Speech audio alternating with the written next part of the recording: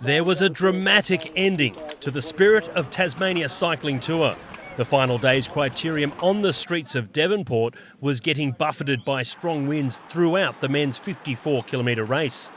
And with 4 laps remaining, Team Bridge Lane put the hammer down. Utilising those crosswinds, they split the peloton in half. Tour leader Matt Greenwood was in no danger of losing his stranglehold on the overall victory, but on the last lap, as the group hit maximum speed approaching the final corner, Boris Clark lost control of his machine. As the wind smacked his front wheel, he careened into the lead riders, and it was a hellish scenario, with riders flying everywhere. ARA's Kane Richards somehow survived the carnage and found himself scoring a spectacular stage win ahead of Lachlan Harrigan and Jack Shelton. The battered and the bruised were transported to hospital with minor injuries, and we hope to see them racing again soon.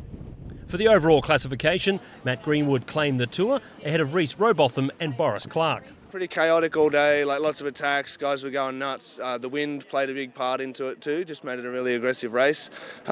Pretty unfortunate, there was a big pile up on that last corner. I don't know how I made it through. It's sort of just really lucky that they just sort of split and there was a small gap to go through, and then started my sprint. I thought I was going to get swamped by the bunch behind, but managed to hang on for the win.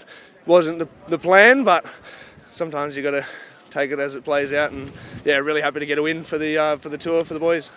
Earlier in the day, the women's final stage of 36 kilometres was thankfully a less scary affair, as they tackled 20 laps with increasing wind, which kept breakaway attempts to a minimum.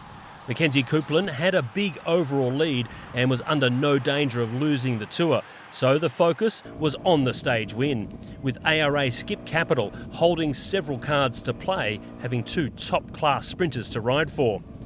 ARA gathered towards the front during the final laps to ensure their speedsters would be fresh enough to pounce.